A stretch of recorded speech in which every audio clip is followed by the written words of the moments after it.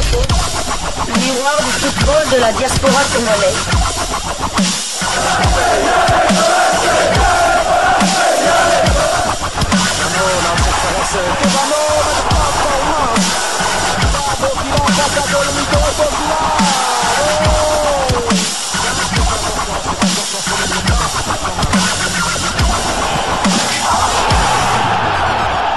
Diasco Foot, le miroir du football de la diaspora congolaise.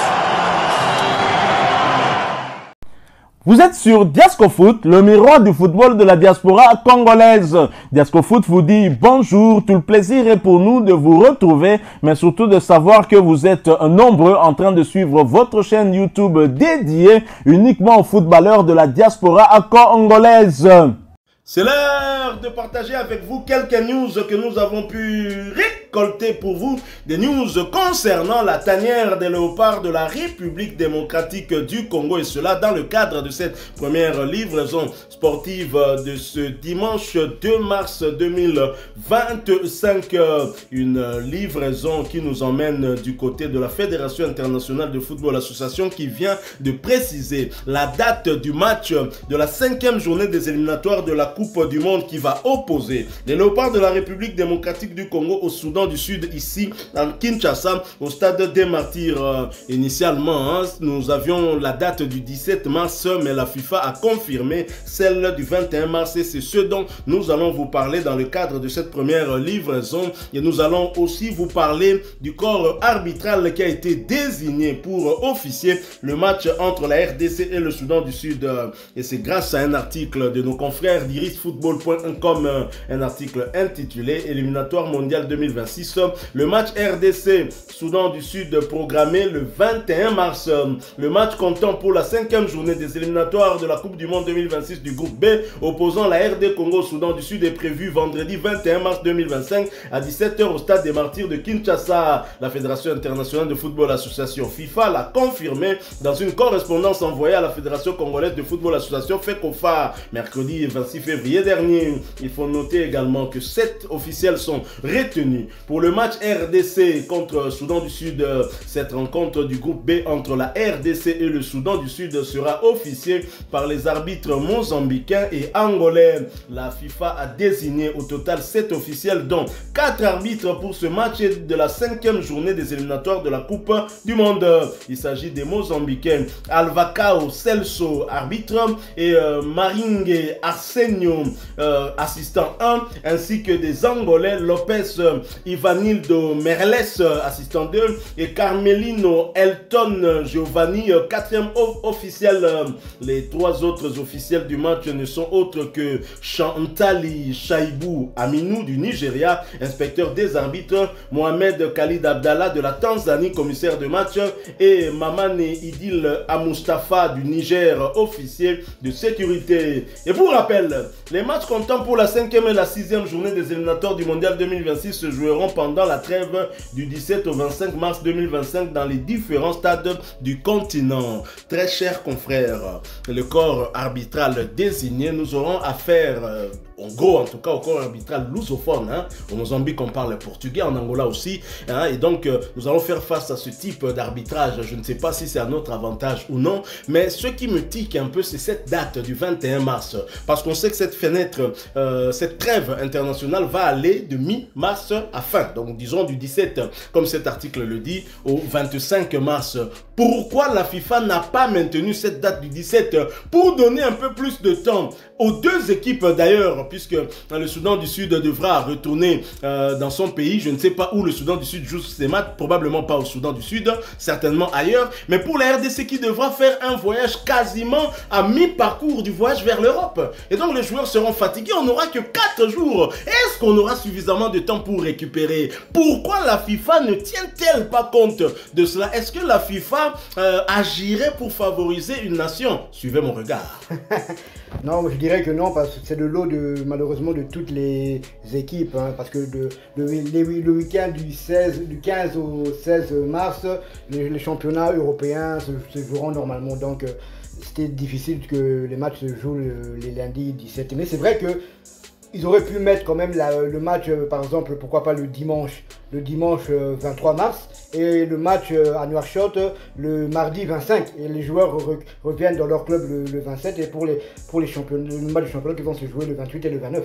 Mais c'est vrai qu'on aurait pu jouer le 22 ou le 23 pour laisser un peu un temps de récupération plus important aux joueurs. Mais je comprends pas. Le 21, on a 4 jours de récupération. C'est mieux que le 22 ou le 23. Oui, tout à fait. Mais je parle par rapport à notre match de Nouakchott. Parce que vu que la distance entre Kinshasa et Nouakchott est moins que la distance entre Paris et Kinshasa. Donc moi j'aurais préféré, par exemple, pourquoi pas de jouer le week-end. Mais bon, avec ces dates, on est toujours habitué avec...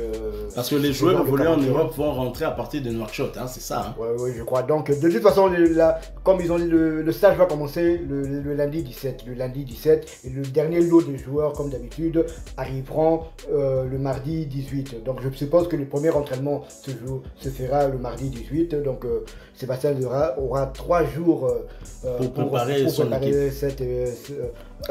match avec son effectif au grand complet. Je suis bien sûr que le dimanche 16, il y aura déjà peut-être certains joueurs qui auront joué le samedi, qui seront déjà là le dimanche. Mais là, le gros du contingent va arriver le 17. Moi, en tout cas, j'attends cette date avec impatience, car ça fait quand même longtemps. Ça va faire 6 mois qu'on a été privé de nos léopards, et nos léopards nous doivent une revanche, car on sait que lors du dernier match, c'était le dernier match de qualification de la CAN 2025 qui se déroulera du côté du Maroc. Nous avions été battus à la surprise générale par l'Éthiopie. L'Éthiopie 1-2, donc j'espère que cette défaite aura servi quand même à nos joueurs à prendre conscience que il n'y a plus de petite équipe, et tous les matchs doivent être pris avec le sérieux nécessaire. Un match capital pour la République démocratique du Congo. Pourquoi capital? La République démocratique du Congo a 2 objectifs cette année 2025. Premier objectif, c'est certainement la Coupe d'Afrique des Nations, aller plus loin que là où nous avons terminé. On sait qu'on avait atteint les demi-finales. Plus loin, ça veut dire la finale. C'était un objectif.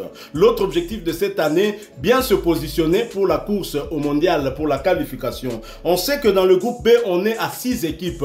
La situation actuelle dans le groupe B, la République démocratique du Congo est 3e derrière le Sénégal, 2e et le Soudan 1er. Le Togo vient en 4e position et le Soudan du Sud 5e. La Mauritanie ferme la marche à la 6e place. Mais attention, le goal différence va peser de tout son poids dans la balance.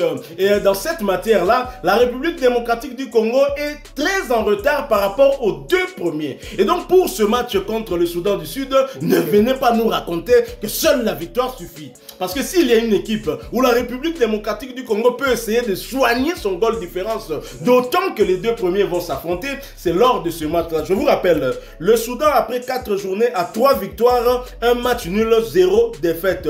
Le Soudan a donc 10 points, goal différence plus 7. Le Sénégal qui vient en 2e position après 4 journées, 2 victoires, 2 nuls, 0 défaite.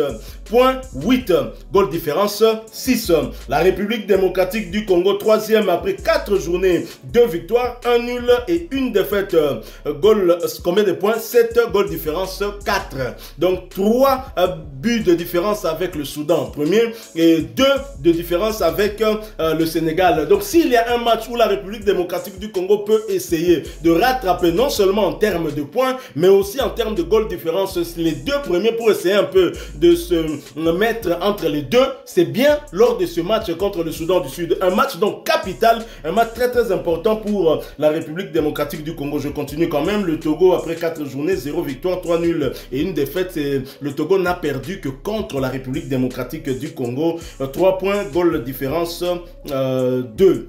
Donc le Soudan du Sud, après 4 journées, 0 défaite et 0 victoire, 2 nuls et 2 défaites.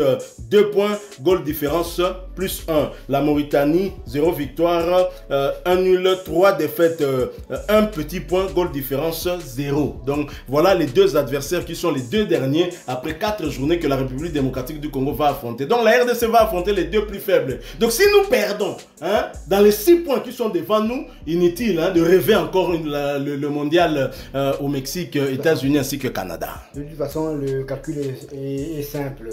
Une victoire de la République démocratique du Congo, on sera au minimum 2e.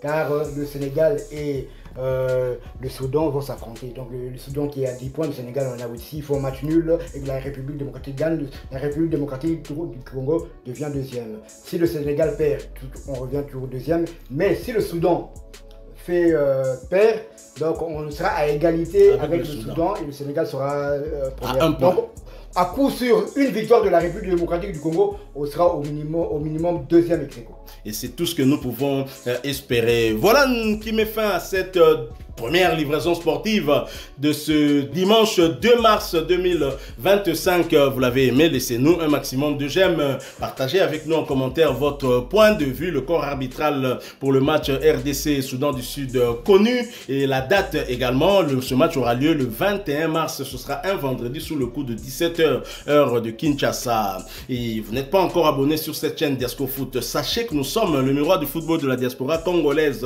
Nous en sommes à 27 400 abonnés. Notre objectif à court terme, c'est 28 000 abonnés et à moyen terme, c'est 30 000 abonnés. Bien évidemment, nous visons les 50 000 abonnés. Plus nombreux on sera, plus la sagesse dominera. On pourra partager des analyses pertinentes. Sait-on jamais, peut-être qu'Ikokwe Anamato Yabakondi, Sébastien Desabre, d'ailleurs à l'Andakaba réseaux sociaux, n'en déplaise à notre ami qui avait préféré nous insulter ici, mais Tozotal a été dans le système car il y a le chien à bois. La caravane passe. Abonnez-vous sur cette chaîne et n'oubliez pas d'activer la petite cloche de notification histoire de ne plus rien manquer des prochains sujets que nous allons vous proposer. Encore une fois, merci à vous, avec espoir de vous retrouver bientôt dans un autre sujet d'actualité. Mais en attendant, portez-vous bien et Diasco Foot vous dit ciao, ciao. Ah ouais,